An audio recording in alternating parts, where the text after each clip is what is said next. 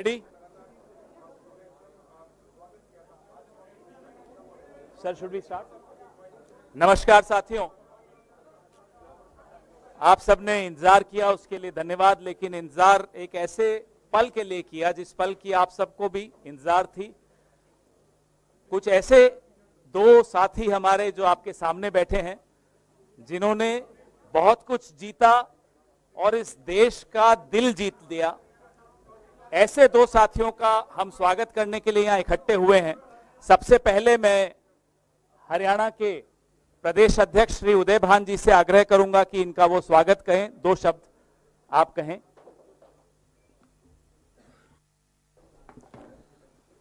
हमारे all India Congress committee के general secretary organisation आदरणीय श्री वेणुगोपाल जी, हमारे हरियाणा प्रदेश के इंचार्ज जनरल सेक्रेटरी आदरणीय श्री दीपक बावरिया जी, आदरणीय श्री पवन खेड़ा जी, आज जो हमारी पार्टी में सम्मिलित होने जा रहे हैं, हिंदुस्तान का गौरव, जिन्होंने अंतर्राष्ट्रीय स्तर पर दुनिया में पूरा अपनी प्रतिभा का जो परिचय दिया और इस देश की आम जनमानस का दिल जीतने का काम किया,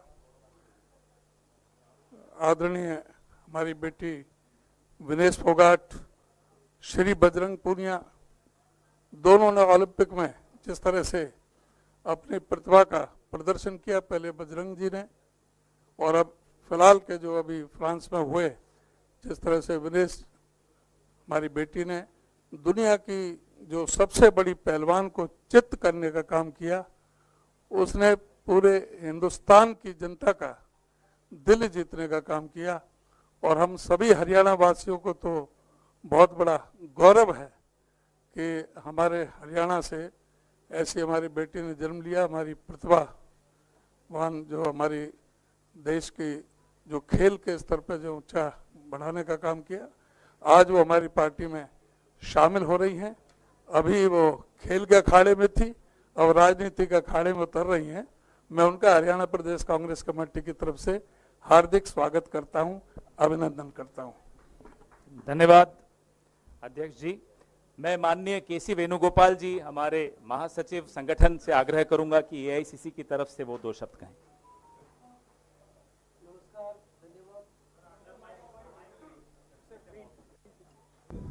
धन्यवाद। Today is the big day of Indian National Congress.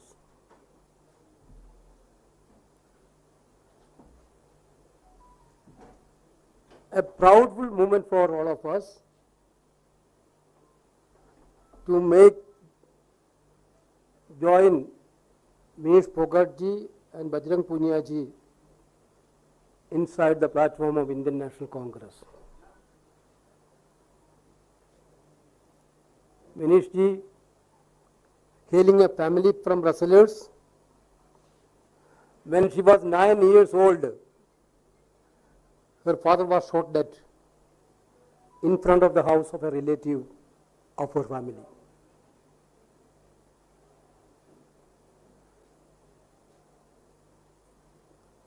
Can you imagine that? When a girl child was 9 years old, her own father shot dead nearby the family premises. But her conscious mind brought her here. Her braveness brought her here. Her courage brought her here. Becoming a 3-time Olympian, having completed in 3 different weight classes, 48 kg in 2016, 53 kg in 2020, and 50 kg in 2024. In 2024, she became the first Indian woman wrestler to have reached finals at the Olympic Games. However, we know, most disappointed news, India heard that point of time she had been disqualified.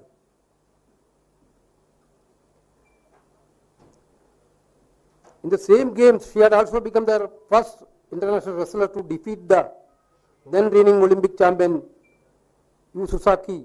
After her disqualification, she announced retirement. One of the very sad news again, after her father's death, murder. Second sad news faced by Vinesh ji. That is not only for Vinesh ji, for entire country, the retirement from Olympics field. You know her journey, completely her journey, you know that.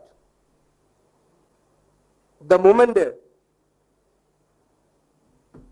she led, along with Bajrang Punia ji and other wrestlers, they took up their cases of self-respect, decency in their field, which is totally denied by the Wrestlers Association of India.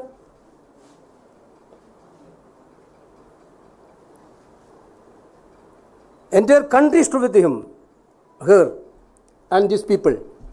We, Indian National Congress, I proudly say that Rahul Gandhi ji, Priyanka Gandhi ji, Mallikarjuna Kharge ji, all senior leaders and all leaders of India Alliance also stood with her, stood with them for their genuine causes, for fighting against the injustice which happened to them. Not only they stood for their field, they fought for the Kisan of this country. You can witness that. When Kisan agitation happened, they are there with the Kisans. They fought for Agniveer. When they are in great difficulties, this is the social commitment of these great players, great wrestlers. That is why Indian National Congress is very proud to accept them in this party. Leaders will come through movements. These two people came through a biggest movement in this country. Now somebody is criticizing, I saw that these are all the conspiracy, Congress conspiracy. So many athletes are in different parties. So many Olympians are also in different parties. If that also a part of conspiracy. Now we are very proud that I am again telling these big stalwarts of Indian sports history led a movement. They know that which party has to trust through their experience. They completely know about that. Therefore, they chosen Indian National Congress as their party. This is what happened. Bajrang Punia ji, I don't want to introduce much because everybody know Bajrang Punia ji, an Indian freestyle wrestler who complete in the 65 kg weight category at the 2020 Tokyo Olympics. Punia won bronze medal there. Prominently advocated farmers' cause everywhere. Now he requested, what was the request from himself? I am very much happy to say that. Our Congress President and Rahul Gandhi was also very much happy by hearing a request. He told, I need to have a platform in the party to work for the farmers of this country.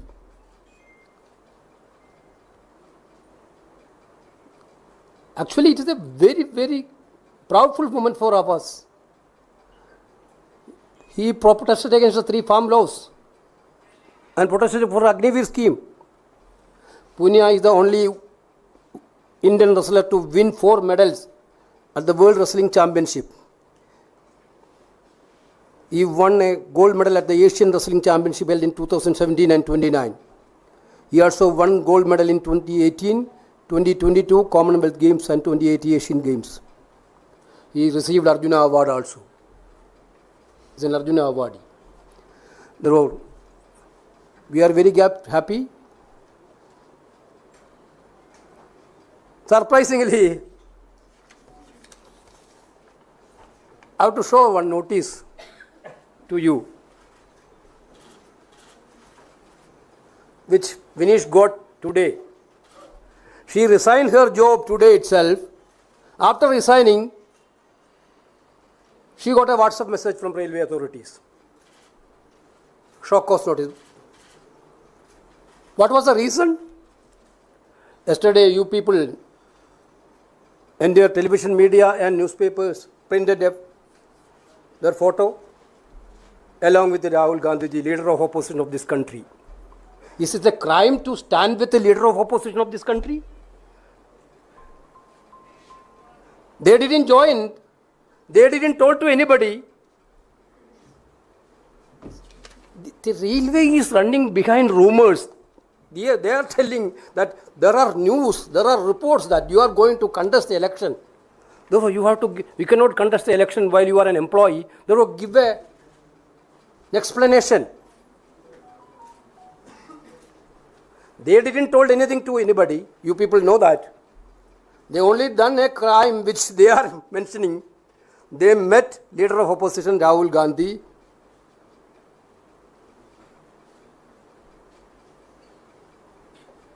They are not leaving her. Are they not leaving her?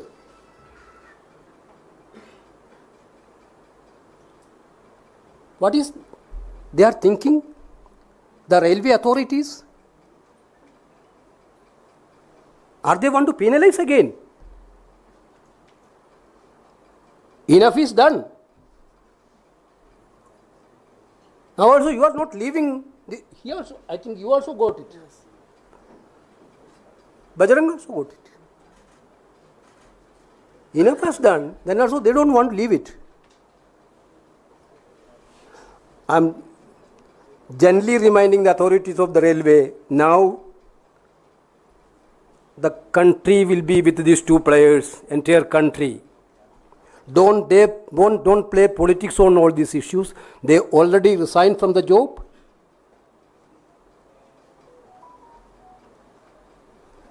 Do the formalities quickly and relieve them.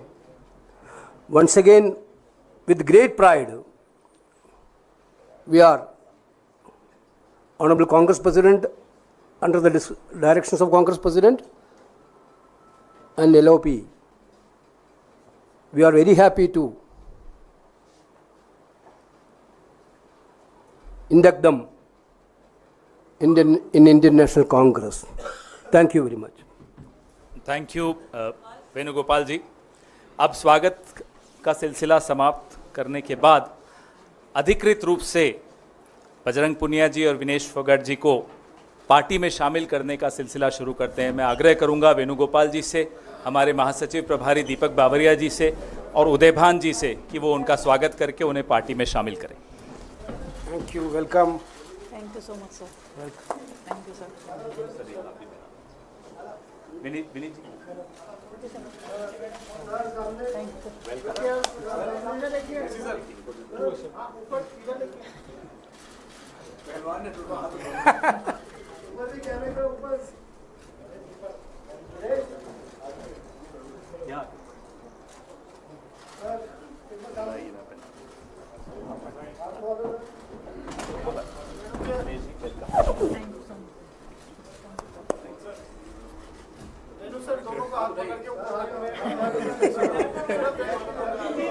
Thank you, sir. Sir एक बार हाथ. Okay. Thank you.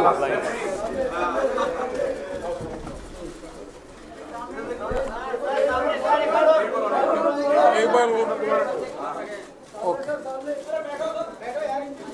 Thank you. Okay. Thank you. अब मैं विनेश फोगाट जी से आग्रह करूंगा कि वो अपने विचार व्यक्त करें.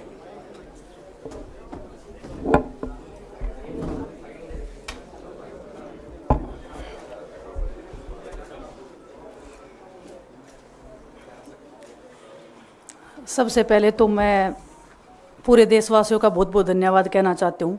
आप मीडिया पर्सन्स का भी, क्योंकि आप लोग ही हम लोगों को इतना through out the journey wrestling में आपने सपोर्ट किया है. तो मैं उम्मीद करती हूँ कि मैं आपकी उम्मीदों पे खरा उतरूँ बिल्कुल. और कांग्रेस पार्टी का मैं बहुत बहुत धन्यवाद करती हूँ. क्योंकि जब बोलते हैं ना कि बुरे टाइम में पता लगता है कि अपना कौन है। जब हम रोड पे घसीटे जा रहे थे तो छोड़ के बीजेपी को, देश में जितनी भी पार्टियां हैं वो हमारे साथ में थी, हमारे दर्द को समझ पा रही थी, हमारे आंसुओं को समझ पा रही थी। मैं बहुत प्राउड फील कर रही हूँ कि मैं एक ऐसी पार्टी में, एक ऐसी विचारधारा में हूँ जो महिलाओं के साथ हो रहा अन्याय और उनके साथ बुरे बर्ताव के खिलाफ खड़ी है। वो लड़ाई लड़ने के तैयार है, सड़क से लेकर संसद तक। और मैं विश्वास दिलाती हूँ पूरे देशवासियों को कि जो मेहनत, जो लगन से हमने रेसलिंग में काम किया है, हम चाहते हैं कि देश के हर एक नागरिक को जो दर्द, जो तकलीफ़ हमने झेली है, खासकर महिलाओं के लिए, हर एक उस महिला के साथ में हम खड़े हैं जो अपने आप को लाचार, अपने आप को बेबस समझती है। रेसलिंग में मैंने पूरा कोशिश किया कि मैं जितनी भी महिलाओं को, छोटी बच्चियों को इंस्पायर कर सकती हूँ। मैं चाहती तो मैं जंतर मंतर पे रेसलिंग छोड़ सकती थी और सभी लोग भी मान रहे थे, पूरा देश इस चीज़ पर विश्वास कर रहा था, क्योंकि बीजेपी आईटी सेल ने उस चीज़ को साबित करने की कोशिश की थी कि हम चले हुए कारतूस हैं, हम ख़त्म हो गए हैं, हम पॉलिटिक्स कर रहे हैं। उन्होंने बोला मैं नेशनल नहीं खेलना चाहती, मैंने नेशनल चैम्पियनशिप खेला। उन्होंने बोला ये ट्रायल्स दे के नहीं जाना चाहते, मैंने ट्रायल्स भी दिया। उन्होंने बोला कि ओलंपिक्स लेवल तक नहीं जाना चाहते, मैं ओलंपिक्स में गई, मैं फाइनल्स में गई। अनफॉर्चुनेटली परमात्मा को कोई और चीज़ मंजूर होगी। एक चीज़ मुझे पता है कि जब मेहनत आप करते हो तो ज़रूरी नहीं कि आपको उसी दिशा में मिले, कई बार दूसरी चीज़ों में भी आपको वो फल मिल जाता है। और परमात्मा ने मुझे मेरे देश के लोगों की सेवा करने का जो मौका दिया है, वो मैं मानती हूँ कि उससे बड़ा पुण्य का काम कोई नहीं हो सकता है। मेरे लिए बहुत प्राउड की बात है। बहुत एक मैं नई पारी की शुरुआत कर रही हूँ आज से। मैं चाहती हूँ कि जो हमने फेस किया एज ए खिलाड़ी होने के नाते, उन सब खिलाड़ियों को वो चीज़ ना फेस करनी पड़े। हम उनकी लड़ाई में साथ हैं। शायद उनको आज हिम्मत मिले कि जो पार्टियां पावर में रहती हैं शायद वो साथ में नहीं खड़ी हों, लेकिन उनके बहन भाई हैं जो उनके साथ में खड़े हैं। और हमें पता है स्पोर्ट्स में कितना गलत होता आया है, नहीं बोल पाते हैं खिलाड़ी। आप हमसे देख लो, बजरंग के ऊपर डोप का बैन लगा दिया 4 साल का, सिर्फ किसी लिए कि सिर्फ उन्होंने आवाज़ उठाई थी हमारे साथ बैठ के। तो उसका भुगतान हम कर रहे हैं, आज तक कर रहे हैं, लेकिन हम डरेंगे नहीं, पीछे नहीं हटेंगे। जो लड़ाई थी वो जारी है, ख़त्म नहीं हुई है। कोर्ट में हमारा केस चल रहा है, वो लड़ाई भी हम जीतेंगे, ज़िंदगी की जंग भी हम जीतेंगे। खेल में जैसे हमने कभी हार नहीं मानी है, तो हम इस नए प्लेटफॉर्म पे जो आ रहे हैं, देश की सेवा का भाव, और सिर्फ बोलने तक सीमित नहीं रहेगा। ये हम दिल से हमने खेल किया है और दिल से हम ये काम करेंगे, जी जान से मेहनत करेंगे, अपने लोगों के बीच में रहेंगे। जो भी हम अपने लोगों का भला कर सकते हैं, चाहे कितना ही % हमारे हाथ में होगा, वो हम करने की कोशिश करेंगे। और मैं अपनी बहनों को बताना चाहती हूँ कि आपकी बहन आपके साथ में है। किसी भी मुसीबत में, किसी भी पल, किसी भी क्षण आप ऐसे मत समझना कोई भी आपके साथ में नहीं है। जब कोई नहीं खड़ा होगा तो मैं आपके साथ में ज़रूर खड़ी रहूँगी, कांग्रेस पार्टी आपके साथ में ज़रूर खड़ी रहेगी। ये हमने फील किया था और मैं वादे से कह सकती हूँ, दावे से कह सकती हूँ कि बिल्कुल आपके साथ भी खड़े रहेंगे। बहुत बहुत धन्यवाद आप सबका। धन्यवाद दिनेश जी। मैं बजरंग पुनिया जी से आग्रह करूंगा कि वो अपने विचार आपके सामने रखें। सभी को नमस्कार। और मैं धन्यवाद दूंगा केसी जी का, हरियाणा के प्रभारी हमारे दीपक बावरिया जी का, अध्यक्ष हमारे उदयभान जी का, पवन खेड़ा जी का और विनीत पुनिया जी का, और जितने भी कांग्रेस के हमारे लीडर हैं उन सब का, कि हमें विनेश ने बताया कि बुरे समय में हमारे साथ खड़े हुए। जो आज बीजेपी की आईटी सेल बोल रही है कि इनका मकसद तो सिर्फ राजनीति करना था, हमने तो उनको लेटर भेजा था, वो जब भी नहीं आए। हमने तो बीजेपी के जो सांसद थी, जितनी भी महिला सांसद थी, उनके घर पे लेटर दिया था, वो फिर भी उन बच्चियों के साथ नहीं खड़े हो पाए। कांग्रेस पार्टी तो बिना कुछ हमने इनको बताया, ये वहाँ पे हमारे साथ खड़े हुए। तो देश की बेटियों की जो आवाज़ उठाई उसका भुगतान हम कर रहे हैं। लेकिन ये चीज़ हमें पता लगी कि जो अत्याचार बेटियों पे हुआ जंतर मंतर पे, उसके साथ सिर्फ बीजेपी पार्टी खड़ी हुई और सभी पार्टी हमारे साथ खड़ी थी। और जो भी आज हम इस पे कांग्रेस पार्टी में आए हैं, मैं धन्यवाद देता हूं सभी का। हम अपनी पूरी मेहनत, जितनी हमने कुश्ती में मेहनत की है, जितनी हमें किसान आंदोलन में मेहनत करी है, जितना अग्निपथ योजना के टाइम पे मेहनत करी है और बेटियों के आंदोलन में मेहनत करी है, ऐसे ही मेहनत करेंगे और कांग्रेस पार्टी को भी मजबूत करेंगे और देश को भी मजबूत करेंगे और ग्राउंड पे रह के काम करेंगे। जैसे रेसलिंग में बचपन से 7-8 साल की उम्र में लगे थे, जब यह पता नहीं था कि हम ओलंपिक मेडल जीतेंगे, लेकिन धीरे धीरे आगे बढ़ते गए, मेहनत करते गए और वो मुकाम हमें मिला, क्योंकि ओलंपिक से बड़ा कोई भी प्लेटफॉर्म नहीं होता। और जिस दिन विनेश फाइनल में गई उस दिन पूरा देश जोश में था, पूरा जश्न हुआ, लेकिन अगले दिन जो घटना हुई पूरा देश दुखी था। लेकिन कुछ IT सेल थी जो पूरा देश में जश्न मना रही थी, तो ये देश के लिए बड़े दुख की बात है और पूरे देश को सोचना चाहिए कि आप किन लोगों को सपोर्ट कर रहे हैं। जो देश में खिलाड़ियों के साथ, महिलाओं के साथ, किसानों के साथ, जवानों के साथ जो अत्याचार कर रहे हैं, आप उन लोगों को सपोर्ट कर रहे हैं। तो मैं यही बोलूँगा कि हम मिलके मजबूती से लड़ेंगे और जो संघर्ष की लड़ाई उसमें हम हमेशा कांग्रेस के साथ खड़े रहेंगे। और जो विनेश ने बोला कि हम हर जो महिला, जो बेटियां, देश की बेटियां हैं जिनके साथ अत्याचार होता है, हम उनकी आवाज़ हमेशा उठाते रहेंगे। सभी का धन्यवाद। धन्यवाद बजरंग जी। अब कार्यक्रम को हम यहीं समाप्त करेंगे, सवाल नहीं ले पाएंगे क्योंकि बहुत सारी बैठकें हैं। वेणुगोपाल जी को भी जाना है, बजरंग जी को भी, विनेश जी को भी, दीपक जी को भी। अच्छा, एक एक करके फोर क्वेश्चन बोलिए।